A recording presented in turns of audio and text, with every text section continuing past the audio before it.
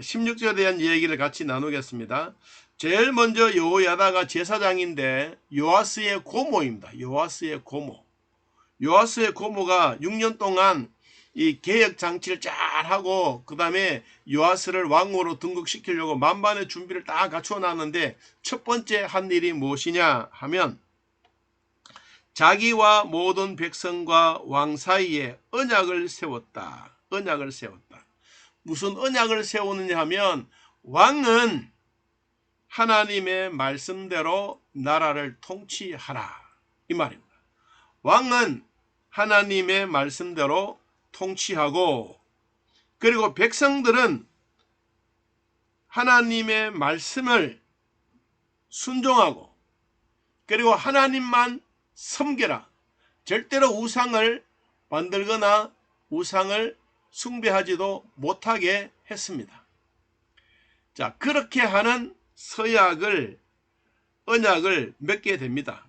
왕과 백성들 간에 서로 조약을 합니다. 우리로 말하면 선언서이죠. 내가 대통령이 되면 이 나라를 평온하게 전쟁 없이 국민들을 평안하게 하겠습니다. 라고 하는 이런 전쟁을 없이 하는 그런 일에 서약을 하듯이 이 왕과 백성들 간에 그렇게 서약을 1차적으로 합니다. 자, 두 번째 한 일이 무엇이냐 하면 여러분 17절에 보세요. 온 국민이 바알의 신당으로 가서 그 신당을 부수고 그의 제단들과 형상들을 깨뜨리고 그 제단 앞에서 바알의 제사장 맏단을 죽이더라. 바알의 우두머리 제사장 맏단을 죽이는 일까지. 그러니까 두 번째는 완전히 신당 우상을 척결하는 그 일을 했습니다. 첫째는 왕과 백성 간의 언약을 맺고 두 번째는 이 완전 우상을 부수고 깨뜨리고 죽이는 그러한 일을 두 번째로 했습니다. 자, 세 번째 무엇을 했느냐 하니까 18절에 보니까 이런 말씀이 있어요. 여호야다가 여호와의 전의 직원들을 세웠습니다. 레위 제사장 수하에 맡기고 이들은 다윗의 전에 그들의 반열을 나누어서 여호와의 전에서 모세의 율법에 기록한 대로 여호와께 번제를 드리며 자기의 정한 규례를 대로 즐거이 부르며 노래하였더라. 세 번째는 우리로 말하면 절기 때마다 예배드리고 매 주일마다 철저한 예배를 드렸습니다. 이 세 가지의 언약이 갖추어지도록 맹세를 한 것이죠. 백성들과의 약속입니다. 첫째, 왕은 백성들을 하나님의 말씀대로 통치하겠다. 그 백성들은 하나님만 섬기겠다. 두 번째로 우상들을 다 부수고 깨뜨리고 그리고 우상의 제사장들을 죽여버렸다. 세 번째는 철저한 예배와 하나님 앞에 번제 드리고 정한 규례대로 노래하고 찬양하겠다. 이게 왕과 백성과의 맺어진 언약의 관계입니다. 여러분, 이 언약의 관계를 맺으면서 이제 뭘 하느냐 하니까 왕궁에서는 요아스가 왕으로 등극합니다. 자, 여러분 20절에 보세요. 20절에 백부장들과 존귀한 자들과 백성의 방백들과 그 땅의 모든 백성을 거느리고 왕을 인도하여 여호와의 전에서 내려와 윗문으로부터 왕궁에 이르러 왕을 나라 보좌에 뭐 했습니까? 앉혔다고 하는 것은 이제 왕관을 쓰고 나는 유다 나라의 왕입니다 라고 요아스 나이가 몇 살? 7살 때 이제 이 일을 하게 한 것이죠. 그 밑에 배후에 누가 있었느냐? 여호야다라고 하는 고모가 있은 거예요. 고모. 자, 김정은이가 고모를 불로 화염병으로 쏴 죽였지 않습니까? 고모 역할이 중요한 거예요. 그런데 고모가 반역했다고 해서 김정은이는 고모를 죽였어요. 그런데 여기에 있는 이 고모, 요아스의 고모는 대단한 거예요. 한 왕족을 잘 이어가게 만들고, 우리로 말하면 믿음을 대대로 잘 이어가도록 만들어주고, 믿음의 대대로 물려받았던 그 왕의 보좌에 이제 요아스를 앉혔어요. 그리고 이 하나님의 성전에서 이 왕위식을 거행을 하는 일에 있어서 철두철미한 경계 보초를 섰습니다. 자, 9절에 19절에 보니까 또 문지기를 여호와의 전 여러 문에 두어 무슨 일에든지 부정한 모든 자는 들어오지 못하겠더라. 소속되지 않는 사람, 눈에 거슬리는 사람, 그러니까 아합의 족속들, 아합 왕에 있는 친족들 모든 사람들은 들어오지 못하게 한 거예요. 이들이 들어와서 난리를 지기고 왕위 계승식에도 불참하게 됨으로써 이들은 더 마음이 아팠습니다. 자, 또 이 아달랴가 그 우상 숭배했던 그 아합의 딸이 말년이 어떻게 되어졌느냐? 21절입니다. 그 땅의 모든 백성이 즐거워하고 성중에 평온히 하였더라. 아달랴를 무리가 칼로 죽였더라. 아달랴는 결국은 아합의 딸이지만 그 아합의 왕족이 죽어요. 죽고 나라가 어떻게 되느냐? 나라가 평온하고 즐겁고 춤을 췄더라. 여러분, 세금을 많이 내면 나라가 부강해지는 게 아닙니다. 세금을 많이 매기면 백성들은 죽어납니다. 주로 서민층은 훨씬 더 어렵습니다.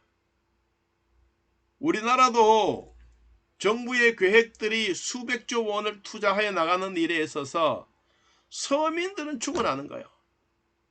여러분, 그러면 백성들은 원성이 많고 원망이 많아집니다. 그러면 오늘 성경의 말씀처럼 그 땅에 모든 백성이 즐거워합니까? 아닙니다. 원망의 소리가 훨씬 많습니다. 그러면 백성들의 마음이 평온해집니까? 불안해집니다. 여러분, 요사이 이제 우리나라 코로나19 이것 때문에 경제가 엉망이라고 하죠. 이럴 때일수록 정부는 백성들을 도닥거려야 됩니다. 백성들을 도닥거리고 백성들을 평온하게 하고 어떻든 이런 전염병이 우리에게 감지되지 않도록 어떻든 많은 것을 준비를 해야 나라가 오히려 평온해집니다. 전 세계적으로 보면 뉴질랜드가 코로나를 제일 잘 방어했다. 두 번째는 호주, 세 번째는 일본, 네 번째는 한국입니다. 우리나라도 코로나19에 대응하는 것은 참 잘하고 있다고 봅니다. 근데 너무 세금을 많이 매기면 결국은 이 원성이 다 위로 올라가서 대통령은 머리에 뚜껑이 열리고 열이 납니다. 그러면 결국은 백성들은 뭐예요? 나라가 평온하지 못하다는 증거이죠. 자, 24장 1절 한 번 더 보겠습니다. 24장 1절. 요아스가 왕위에 오를 때에 나이가 7세였더라. 예루살렘에서 40년 동안 다스리니라. 그의 어머니의 이름은 시비아요 요엘세바의 사람이더라. 이 고모가 있는 동안에는 나라가 태평세월 40년 동안 다스렸습니다.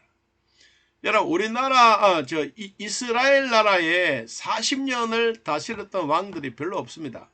사울이 40년, 다윗 왕이 40년, 솔로몬 왕이 40년, 그리고 요아스 왕이 40년. 그러니까 40년 동안 다스렸다고 하는 것은 이 나이가 지금 47세가 됐다는 말이죠. 이 요아스가 이러한 일이 있었는데, 제가 오늘 말씀드리려고 하는 것은 뒤에 있는 내용인데, 고모가 130년 동안 살다가 죽었어요. 여러분, 고모가 죽자마자 이 요아스 왕은 완전히 마음이 확 돌변해 버립니다. 하나님을 배반하고 하나님을 떠나고 하나님을 무시합니다. 자, 그 내용을 조금 보려고 합니다. 자, 그 고모가 24장 15절에 여러분 한번 보세요. 24장 15절 한 장 넘기시고 성경을. 여호야다가 나이가 많고 늙어서 죽으니 죽을 때에 130세였더라. 고모가 130년을 사신 거예요. 자, 130년을 살고 17절에 보니까 여호야다가 죽은 후에 유다 방백들이 와서 왕에게 절하며 왕이 그의 말을 듣고, 이제 한번 보세요. 그의 조상들의 하나님 여호와의 전을 버리고 아세라 목상과 우상을 섬겼으므로 그 죄로 말미암아 진노가 유다와 예루살렘에 임하니라. 고모가 있을 때는 모든 행정 업무가 고모가 다 봤다고도 볼 수 있죠. 그러나 고모가 죽자마자 하나님을 배신하고 하나님을 배반하고 무엇을 가지고 왔느냐? 아세라 우상, 아세라 목상을 가지고 와서 하나님을 버리고 이제 우상을 또 가지고 옵니다. 이러한 일을 선지자들이 듣고, 이것은 이렇게 해서는 안 된다. 그래서 선지자 여호야다의 아들 스가랴가 성령의 감동을 받아서 백성들 앞에 있는 왕에게 찾아갑니다. 왕에게 찾아가서 이런 말을 합니다. 여러분 20절, 24장 20절, 20절 중간쯤 한번 보십시오. 이같이 말씀하시기를 너희가 어찌하여 여호와의 명령을 거역하여 스스로 형통하지 못하게 하느냐 하셨다니, 너희가 여호와를 버렸으므로 여호와께서도 너희를 버리셨느니라. 이 선지자가 요아스 왕에게 와서 하나님의 말씀을 가지고 잘못된 심판에 대한 경고를 했습니다. 경고를 하니까 이 왕이 이 선지자의 말을 듣고 싶지 않은 거예요. 그래서 21절에 보니까 이렇게 말씀했습니다. 무리가 함께 꾀하고 왕의 명령을 따라 그를 여호와의 전뜰 안에서 돌로 쳐 죽였더라. 돌로 쳐 죽였더라. 이 참 무서운 말이에요. 하나님의 말씀대로 서약을 하고 40년 동안 백성들과 함께 서약을 하고 약속을 해서 잘 되어 왔는데, 이 고모가 죽자마자 그는 마음이 확 돌변해서 우상을 가지고 오고 목상을 가지고 오고 이것이 우리 하나님다라고 이야기했고, 경고하는 이 조카를 또 돌로 쳐 죽이고 말았습니다. 자, 저는 결론적으로 이 이야기를 하고 싶습니다. 우리가 하나님을 경외하고 예수 그리스도를 나의 구주로 믿고 살아가는 우리들에게 사람을 의지하면 안 됩니다. 사람을 의지하면. 고모의 하나님이 나의 하나님이고 나의 하나님이 여러분의 하나님이라는 사실은 동일합니다. 그런데 고모가 믿는 하나님에 대한 평가는 고모가 그 일에 대해서 하는데, 고모가 믿는 하나님과 자기가 믿는 하나님이 이렇게 딱 구별되는 거예요. 다시 말하면 고모가 있을 때는 고모를 의지함으로써 하나님을 경배했어요. 고모 덕분에. 그래서 고모가 죽자마자 요아스는 고모가 없으니까 하나님도 딱 배반하는 거예요. 그래서 우리가 꼭 기억해야 될 일이 무엇이냐 하면, 하나님을 배은망덕해서는 안 됩니다. 신앙은 타인을 의지해서 안 됩니다. 신앙은 내가 하나님에 대해서 반듯하게, 내가 하나님과 함께 동행하는 이 사실에 대해서 확실하게 믿고 나가야지. 우리 엄마가 권사님이고 우리 아버지가 장로님이고 우리 아버지가 목사이고 뭐 이런 것 때문에 내가 교회 출석해야지 이런 마음 먹으면 안 된다. 여러분, 그렇기 때문에 우리의 신앙에는 남을 따라가면 절대로 안 됩니다. 여러분, 고모를 너무 의지했던 이 요아스는 고모가 죽자마자 모든 생애가 확 바뀌었어요. 자, 우리 결론적으로 시편 146편을 한번 보고 마치겠습니다. 시편 146편.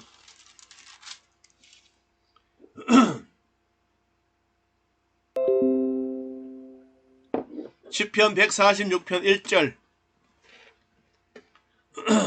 908페이지. 여러분 찾았지요?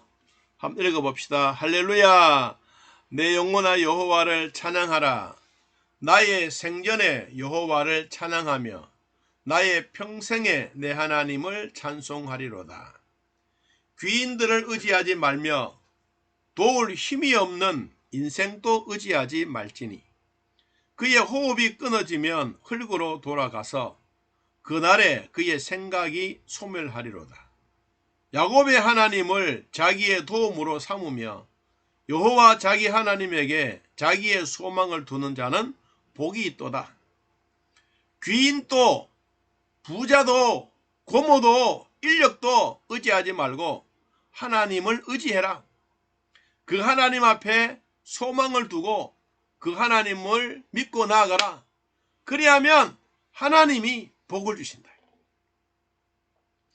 여러분, 우리도 지금은 열심히 믿는다라고 하지만 또 우리 주변에 어떤 상황에 와서 우리를 괴롭게 하고 힘들게 할 때 아유, 뭐 하나님 믿어봐야 뭐하겠노, 이런 생각 절대로 가지지 말고, 여러분 힘들고 어려워도 굳건하게 대장부답게 7전 8기 해가고 여러분 8전 9기 해가면서 살아가는 것이 하나님을 의지하는 것입니다. 사람을 의지하고 권력자를 의지하지 말고 돈 있는 자를 의지하지 말고 성경의 말씀처럼 여호와 자기 하나님에게 자기의 소망을 두는 자는 복이 있도다. 여러분 이 복이 우리 모두에게 임하기를 예수님의 이름으로 축복합니다.